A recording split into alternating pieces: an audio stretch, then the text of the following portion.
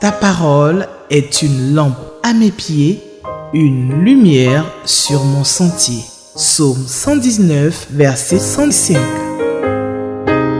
La méditation.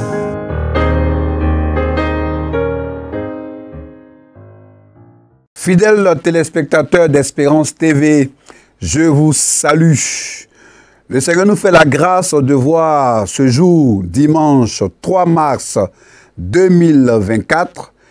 Et vous avez bien fait, vous êtes sur Espérance TV. Merci d'avoir choisi notre station. Vous êtes à la méditation. Et la Ligue pour la lecture de la Bible nous propose pour ce dimanche 3 mars le texte de Jean, chapitre 12, les versets 20 jusqu'au verset 36. Alors, je lis la parole de Dieu dans la version Louis II, mais comme nous le savons maintenant, nous sommes habitués, nous allons prier le Seigneur pour demander son éclairage, pour demander sa grâce et son inspiration pour cette méditation. Prions le Seigneur, s'il vous plaît. Père, je te loue et je te rends grâce pour ce dimanche 3 mars que tu nous fais la grâce de voir. Mais bien plus, tu nous permets de méditer ta parole, d'avoir accès à ta parole. Seigneur, nous ne sommes rien. Nous sommes là ce matin pour que tu nous parles. Seigneur, mais bien plus que nous puissions mettre en pratique ta parole. Merci pour nos téléspectateurs qui nous suivent en ce moment. Tu bénis cette méditation au nom de Jésus-Christ. Amen. Alors, donc, nous méditons avec le lecteur de la Bible. Voilà ce manuel édité par la Ligue pour la lecture de la Bible.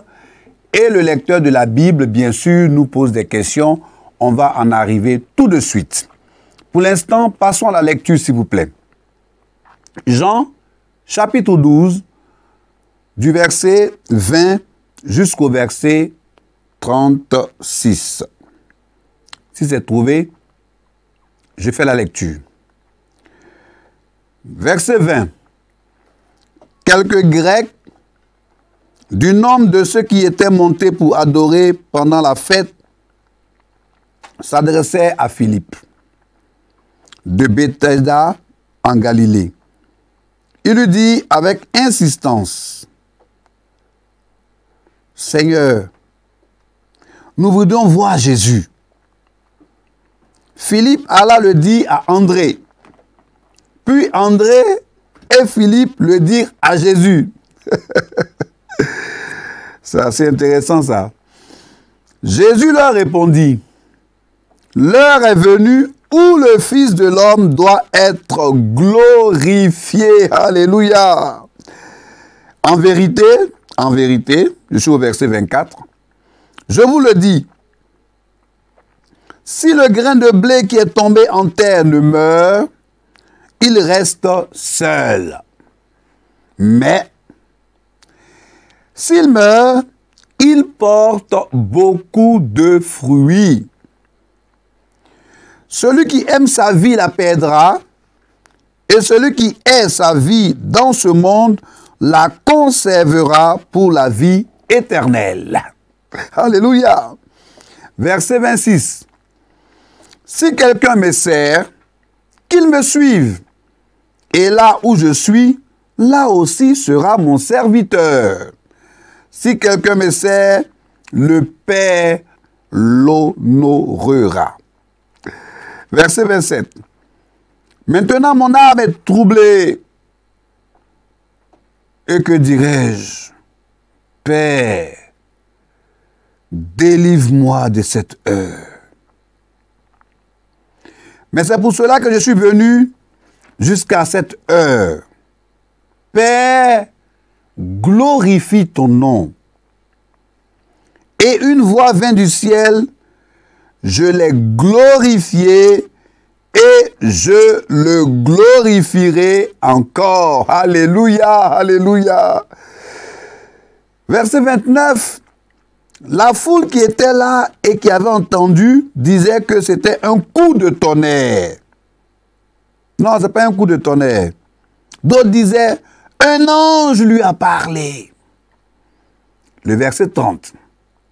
Jésus dit, ce n'est pas à cause de moi que cette voix s'est fait entendre, c'est à cause de vous. Maintenant a lieu le jugement de ce monde.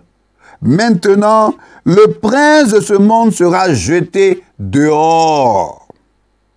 Et moi, quand j'aurai été élevé de la terre, j'attirerai tous les hommes à moi. En parlant ainsi, il indiquait de quelle mort il devait mourir. La foule lui répondit, « Nous avons appris par la loi que le Christ demeure éternellement. Comment donc dis-tu, il faut que le Fils de l'homme soit élevé? Qui est ce Fils de l'homme? » Jésus leur répondit, « La lumière est encore pour un peu de temps au milieu de vous. Marchez pendant que vous avez la lumière, afin que les ténèbres ne vous surprennent point. Celui qui marche dans les ténèbres ne sait où il va. » Et le verset 36, « Pendant que vous avez la lumière, croyez en la lumière. » Alléluia. « Afin que vous soyez des enfants de lumière. » Jésus dit ces choses, puis il s'en alla et se cacha loin d'eux. Alléluia. J'ai envie de dire, comme d'habitude, nous devons acclamer la parole du Seigneur. Le Seigneur est bon, il nous enseigne, il nous parle. Et donc, ce jour donc, du dimanche 3 mars, nous sommes en train de méditer et le lecteur de la Bible, comme nous le savons, nous pose toujours des questions. Et les questions que le lecteur va nous poser maintenant ou qu'il nous pose, c'est donc la question numéro 1, question numéro 4 et la question numéro 7. La question numéro 1. Alors, de quoi ou de qui parlent ces versets? Question numéro 4. Y a-t-il un ordre auquel obéir? Et la question numéro 7. Quelle vérité Dieu me révèle-t-il? Mais j'ai un petit peu oublié de vous demander, est-ce que vous avez votre lecteur? Vous avez votre Bible? J'espère que vous avez pris tout cela. Et aussi que vous avez un bloc-notes pour noter toutes ces choses. Allons-y donc dans le contexte avec un peu d'observation. La scène se situe à Jérusalem, donc juste après l'entrée triomphale de Jésus. Et nous pouvons voir cela en Jean, chapitre 12, verset 12 jusqu'au verset 19. Nous étions donc à l'approche de la Pâque juive. Alors cette Pâque représente une des fêtes de pèlerinage les plus importantes, lors de laquelle de nombreux juifs, de nombreux croyants juifs, viennent de la Judée, de la Galilée, mais aussi de la diaspora. Ils viennent un peu de partout. Il s'agit probablement de païens convertis au judaïsme qui étaient venus pour la Pâque et venus voir Jésus. Alors, au moment même où les autorités juives complotaient pour tuer Jésus, les païens commençaient à réclamer son attention. Alléluia. Vous êtes maintenant habitués, chers téléspectateurs d'Espérance TV, que j'aime méditer par découpage, verset par verset. Ça nous permet chaque fois d'être en contact avec chaque verset. Et puis nous tirons en même temps les leçons, verset par verset. Alors, on part à partir du verset 23. Verset 23, l'heure est venue. Donc Jésus dit, l'heure est venue où le Fils de l'homme doit être glorifié. Jésus parle de l'heure de la mort. Jésus parle de sa résurrection et de son exaltation. Jésus parle de l'heure de la mort, j'avais dit de sa mort, de sa résurrection et de son exaltation. Et nous pouvons voir cela au verset 27. Nous pouvons également voir cela en Jean 13, verset 1. Nous pouvons également voir cela en Jean 17, verset 1.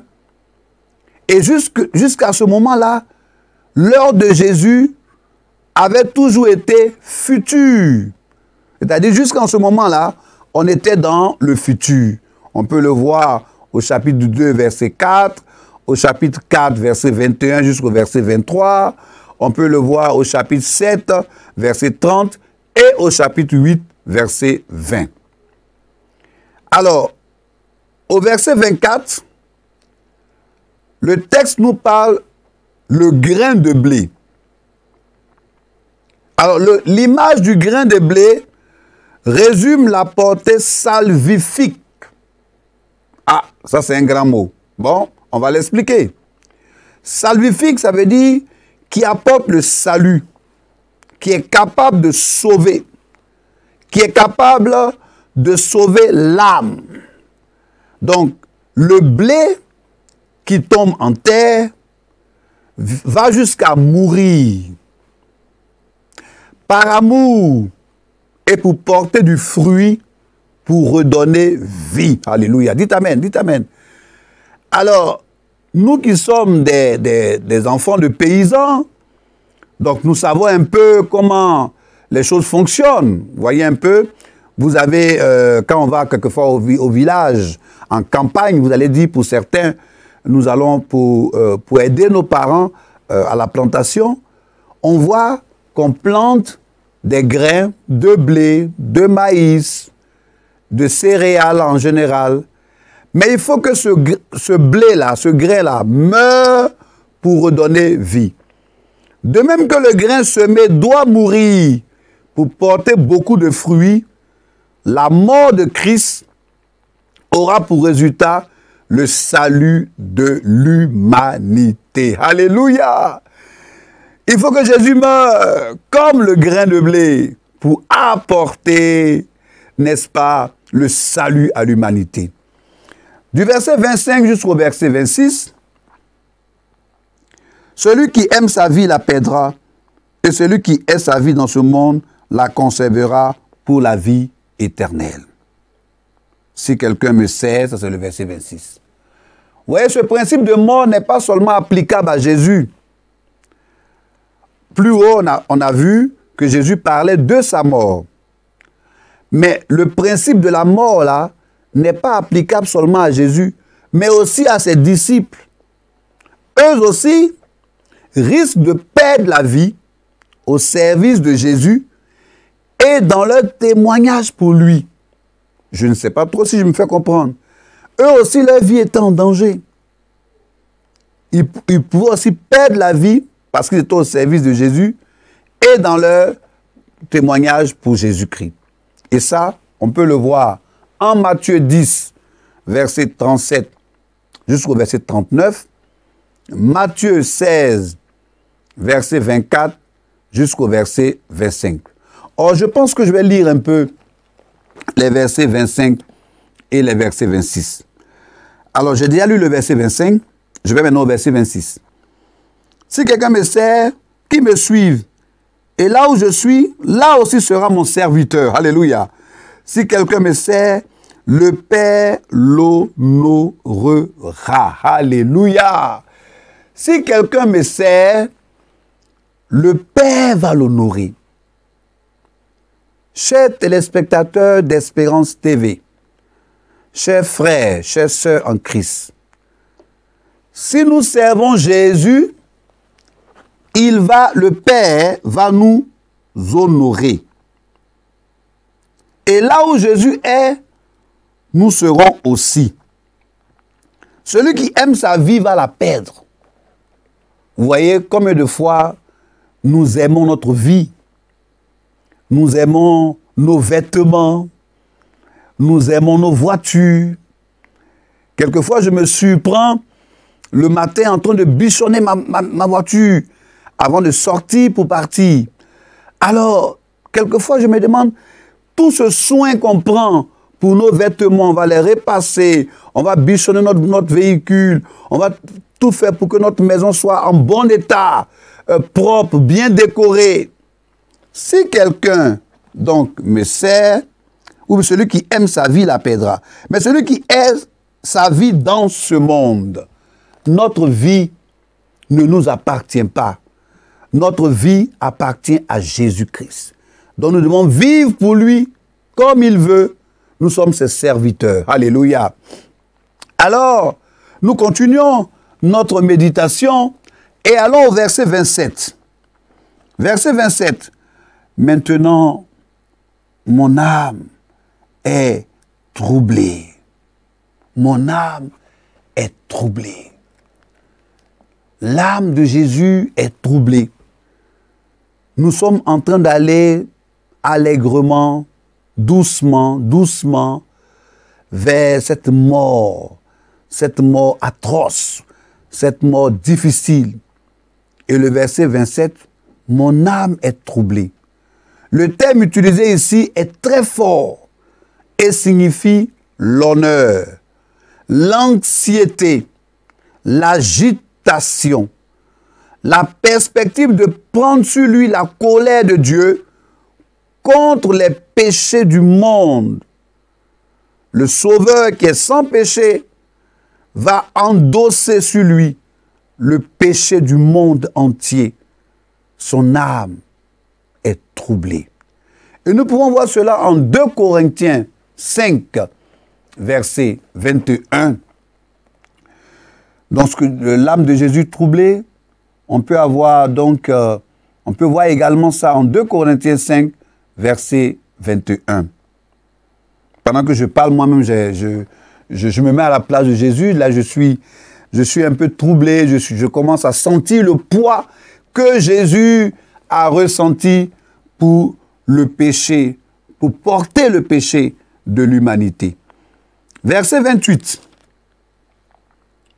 Père, glorifie ton nom.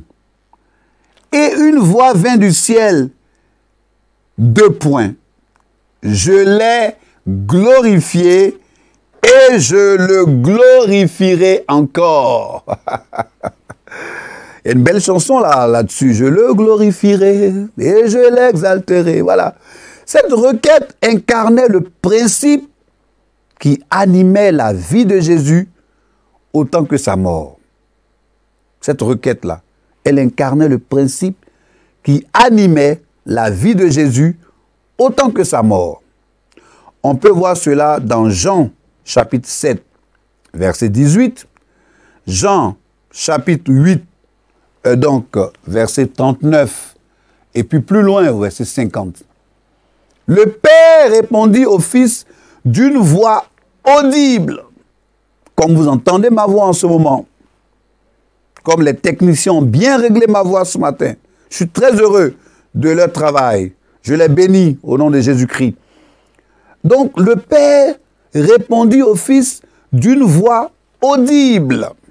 Une voix audible, ça veut dire une voix qu'on entend. Tout le monde peut entendre. Et cela ne se reproduisit, je vais y arriver, que 3 fois au cours du ministère de Jésus. En Matthieu 3, verset 17, lors de son baptême. Donc ça s'est produit 3 fois. Cette première fois. Ensuite, en Matthieu 3, verset 17, lors du baptême de Jésus. En Matthieu 17, verset 5, lors de la transfiguration de Jésus. Dieu parle et on entend sa voix. La voix de notre Créateur est audible, on l'entend. Si, bien sûr, tu veux entendre la voix de Dieu, parce que quelquefois, on fait la sourde oreille pour ne pas entendre la voix de Dieu. Dieu parle et nous entendons sa voix. Verset 31, ici, le texte nous parle, le prince de ce monde. Le prince de ce monde. Alors, le prince de ce monde, l'allusion est faite à Satan, au diable, à l'accusateur. On peut aussi voir cela dans plusieurs passages bibliques. C'est en cela que je vous invite, chers téléspectateurs, à prendre des notes. Parce que c'est ça la méditation. La méditation, c'est un partage. Je ne viens pas parler seul. Non, mais je partage avec vous la parole de Dieu. Donc, prenez donc votre bloc-notes. Et le prince de ce monde, l'allusion faite à Satan, on peut trouver cela en Jean, chapitre 14, verset 30. Je ferai l'effort de ne pas aller très vite. Jean, chapitre 16, verset 11. Matthieu, chapitre 4, verset 8 à 9. En espérant que vous prenez vraiment note. Luc 4, verset 6 à 7. Éphésiens, chapitre 2, verset 2. Éphésiens, chapitre 6, verset 12. Voilà. Je vais donner quand même beaucoup de versets pour que vous puissiez mieux comprendre, chers téléspectateurs, ce que je viens de dire. Alors que la croix pouvait passer pour un signe le plus éclatant de la victoire de Satan sur Dieu, elle marquait en fait sa défaite définitive. Ouh là là! Mais c'est fort ce que je viens de dire. Satan, j'ai envie de dire, Jésus à la croix, pour Satan et pour tous ceux qui ne croyaient pas en Jésus, ils voyaient cela comme une grande humiliation, une grande défaite, une grande honte. Mais ils voyaient cela plutôt comme une victoire pour eux. Ils voyaient cela comme une victoire. Mais non, non, non, non, non, non, non, non, non. Ce n'était pas une victoire. Le fait que Jésus est à la croix, c'était plutôt une défaite définitive de Satan. C'était une défaite. Quelquefois, dans nos vies, ceux qui nous veulent du mal complotent, ils font des grands complots, et puis ils pensent que parce qu'on a pris cette voie, forcément, ils ont la victoire. Et quelquefois, ils sont là, ils commencent à jubiler, ils trinquent même des boissons pour dire, ouais, on l'a eu aujourd'hui. Mais ils ne savent pas que c'est le plan de Dieu pour que nous soyons victorieux au nom de Jésus-Christ. Alléluia.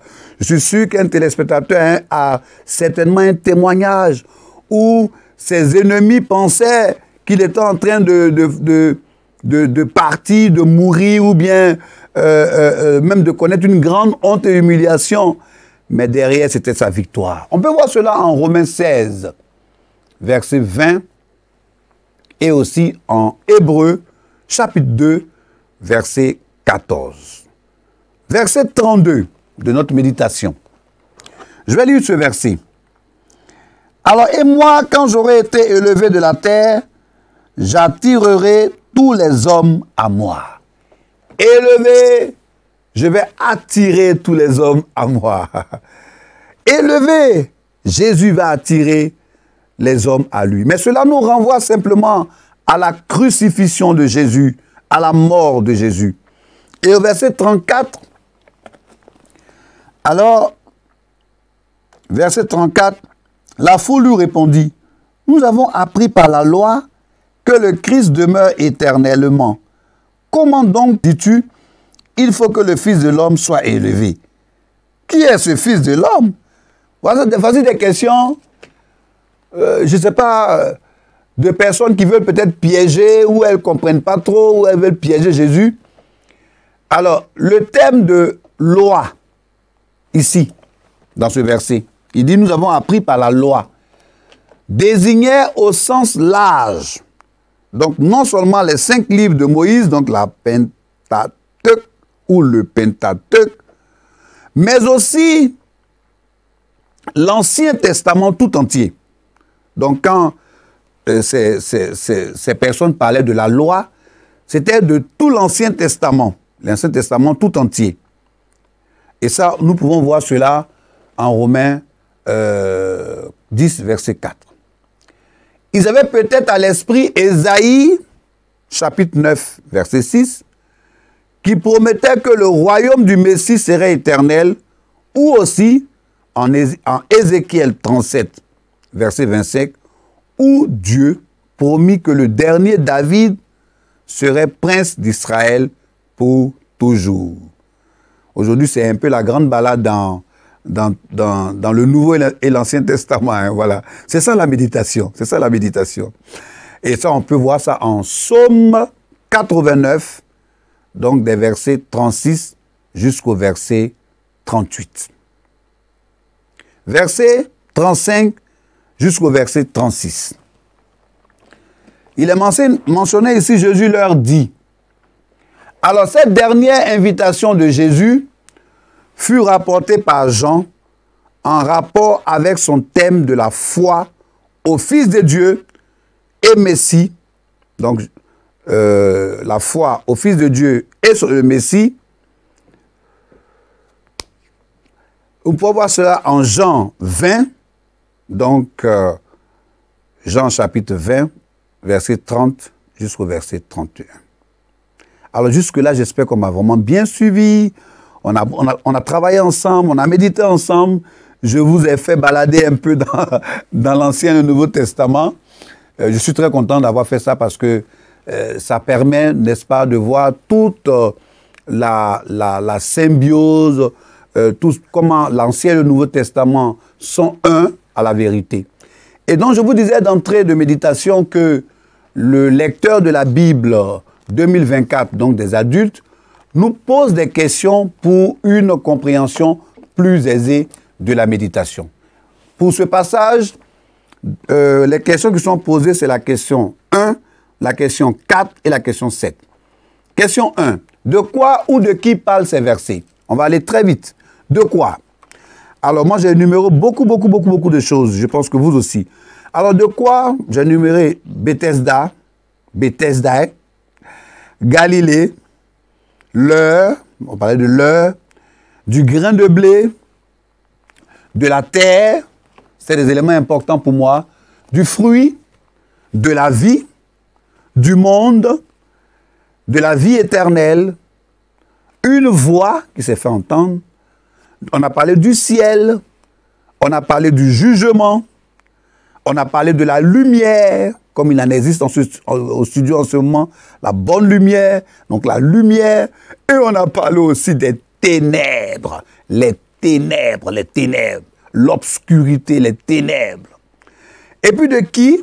On a parlé des Grecs, on a parlé de celui que j'aime, Jésus-Christ, on a parlé de Philippe, on a parlé de André, donc d'André, on a parlé du Fils de l'homme, on a parlé de Dieu le Père, on a parlé de la foule, et puis on a parlé d'un ange. Voilà, un ange, on a parlé également, on a parlé du prince de ce monde, le prince de ce monde, on a parlé des hommes.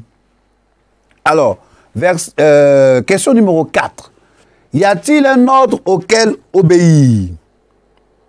Alors, question numéro 4. Oui, je note que le Seigneur Jésus-Christ nous donne un ordre auquel, moi, personnellement, je vais obéir. L'ordre de mourir à soi. Donc, mourir à moi-même. Il faut que je meure. Et l'ordre de suivre et de servir Jésus. C'est-à-dire, prendre le risque d'abandonner mes propres idées, vos propres idées, d'abandonner votre style de vie, de vous abandonner entièrement, ou bien de nous abandonner entièrement, puisque je me mets dedans aussi, à abandonner entièrement pour suivre Jésus-Christ. Question numéro 7. Quelle vérité Dieu me révèle-t-il? Alors je relève que Dieu me révèle que pour suivre Jésus, il faut mourir à soi. Si tu n'es pas mort à toi-même, c'est-à-dire que si ton moi n'est pas mort, tu ne peux pas suivre Jésus. Il y a un homme de Dieu qui donne une belle illustration de cette façon de mourir. Il parle d'une calebasse. Mais lui, en général, il parle des femmes. Il dit, les femmes, tu les prends, elles sont une calebasse, tu les mets, tu les appuies dans l'eau. Appuie. Tu penses qu'elles sont domptées. Et puis, dès que tu lâches la calebasse, paf, elle rebondit. Si ta personne n'est pas encore à Jésus, on va dire le temps que tu es à l'église, on va dire que tu es maîtrisé. Et puis, dès qu'on lâche, le vieil homme apparaît. Dieu me révèle que pour suivre Jésus, il faut mourir à soi. Dieu me révèle que Jésus montre la défaite de Satan. Et Dieu me révèle que Jésus déclare sa victoire, la victoire de Jésus. Alors, quel enseignement nous pouvons tirer de cette méditation? Jésus est notre exemple dans la prière. En temps de détresse, la même source bénie de force et de réconfort est ouverte à nous. Jésus est notre exemple dans la prière. En temps de détresse, la même source bénie de force et de réconfort est ouverte à nous. Jésus est notre exemple de soumission à la volonté de Dieu. Jésus est notre exemple de soumission à la volonté de Dieu. Jésus est notre exemple en tant que fils de Dieu, en désirant le plus grand bien, la gloire de Dieu. Oh là là! Ce qui doit nous caractériser, ce n'est pas notre moi, ce n'est pas nous-mêmes. Non. C'est la gloire de Dieu qui doit transparaître. Et s'il y a des versets à retenir, parce que c'est aussi ça la méditation, il faut retenir des versets qui vont nous conduire pour toute cette journée. Le verset 25 me parle. Celui qui aime sa vie la perdra. Et celui qui hait sa vie dans ce monde la conservera pour la vie éternelle. Or, là, c'est pas avoir, hein, c'est haïr, c'est mépriser, fuir, sous-estimer. C'est pas le verbe avoir. Non, c'est celui qui, on a dit haïr, voilà. Celui qui a une haine, voilà, c'est le bon mot. Celui qui a une haine pour sa vie. D'accord? Et donc, c'est important, sur tout ce que nous avons noté, je pense que vous avez aussi noté, chers téléspectateurs.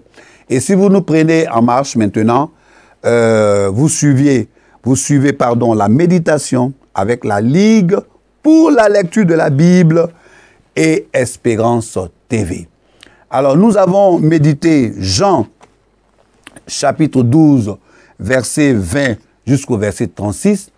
Et le lecteur de la Bible nous a posé les questions 1, question 4 pour notre méditation. Alors, nous allons vers la fin de notre méditation et je voudrais, parce qu'on a prié dès le départ, nous allons prier aussi pour la fin avant de conclure cette belle méditation. Je te loue, Seigneur, parce que tu dis, si je veux te suivre, je dois perdre ma vie, c'est-à-dire je dois mourir à moi-même. Que ton nom soit béni. Je voudrais que cela nous conduise pour toute cette journée au nom puissant de Jésus-Christ. Béni sois-tu parce que tu es grand, tu es puissant, mais surtout, tu vas nous aider, Seigneur, à mettre ta parole en pratique. Béni sois-tu au nom de Jésus-Christ. Amen. Ça a été donc un grand plaisir pour moi et toute l'équipe avec moi. Nous avons préparé cette émission avec le plus grand soin parce que nous pensons que la parole de Dieu est un livre sacré et pour méditer la parole de Dieu, nous avons besoin d'être dans des dispositions. J'ai dit souvent, nous devons être dans des températures de pression comme on le fait en physique. Donc nous devons être bien disposés pour méditer la parole de Dieu. Que la paix et la grâce de Dieu soient votre partage là où vous êtes en ce moment. Je vous dis shalom et que Dieu vous bénisse. Excellente journée en Jésus-Christ. Ta parole est une lampe à mes pieds, une lumière sur mon sentier. Psaume 119, verset 105. la méditation.